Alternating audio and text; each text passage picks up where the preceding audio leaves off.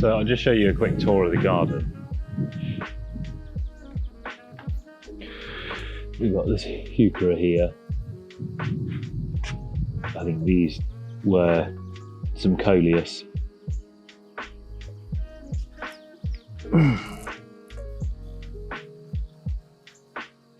Alternanthera, looks like it's struggling a bit from the cold.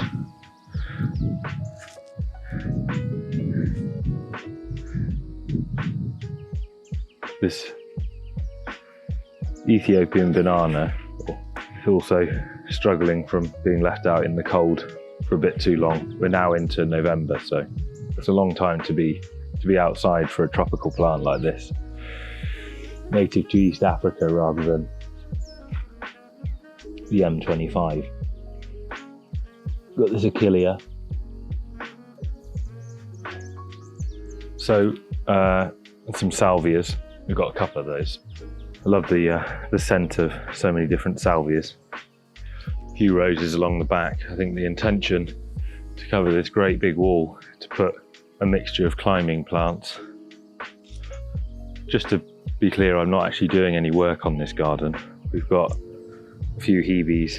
This is my father-in-law's garden. It's recently been landscaped.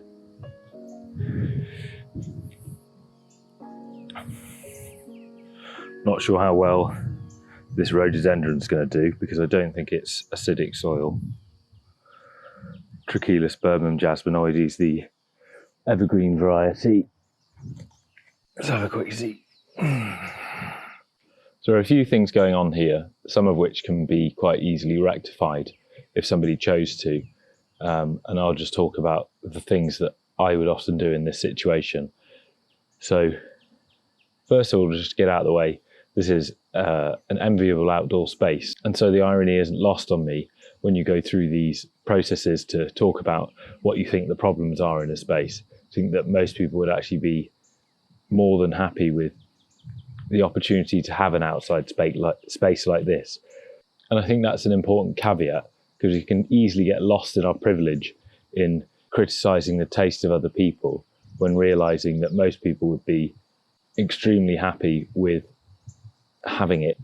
So it's important to maintain some perspective in remembering that it's still a great garden. It's just maybe not as pretty as it could be. Let's get into some of the things that you can do to improve the overall aesthetic of your own garden. In small gardens, to cover the boundaries with foliage, I think makes them feel more cosy, and in my opinion, gives them a much more calming feel. I don't like to have to look at too many walls or fences. Of course, a fleck of brick pattern here or there can be quite welcome, although I think it should largely be covered by foliage. That's my take. Fences are rarely attractive, so get them covered up. Seems obvious to me, but I know that a lot of people don't put things on their fence because then it makes the fence harder to maintain or paint. Well, if a fence has got foliage on it, it's not getting weathered in the same way. And also, it seems quite a strange set of priorities to prioritise the maintenance of an item that never really looks that fantastic anyway. Broadly, in terms of design, what you've got here is a really common thing to see in a British garden, which is to have a seating area and a lawn, and then pushing everything that has any height to the sides. If you think about plants or pergolas or any other sorts of garden structures that you might have, they would be the things that have height, so they're taking up space, and then you've got void. And in order to get a nice proportion or mix of the two, you need to have, I would say, about 2/3 void. If you go down to 1/3 void, you're going to start to get that sort of forest garden feel, which if you're after, brilliant. And I would encourage more people to be ambitious with taking on that sort of thing. The argument for having a large void in most gardens is because they talk about having an area for children to play. I always find this quite strange because as adults, it's quite strange to think that we might be able to teach children how to play.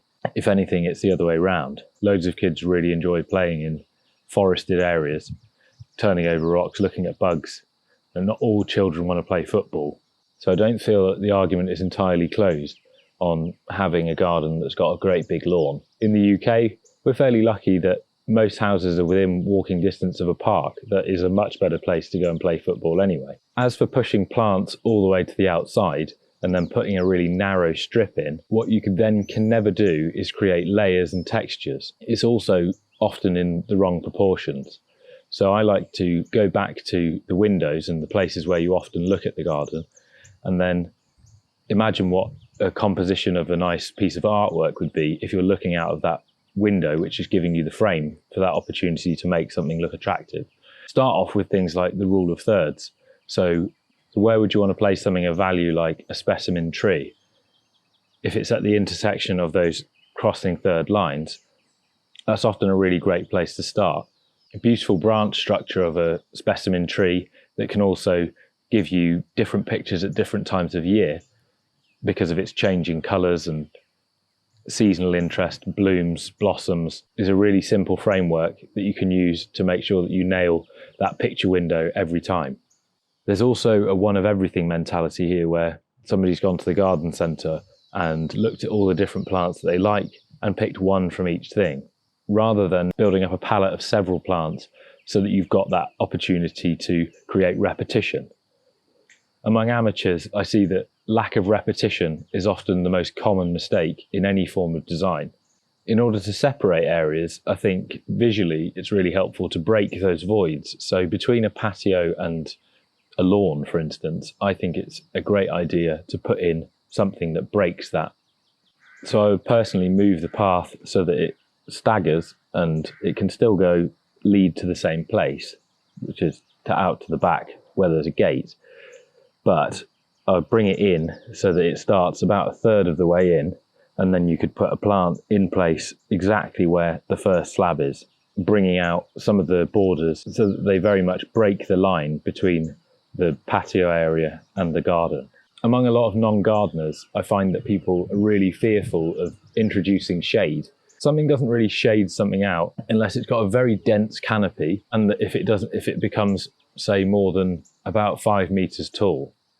I find that a lot of the bad design programs that have been on the television, which are about interior design, have informed the opinions of a lot of people about how they can create their gardens.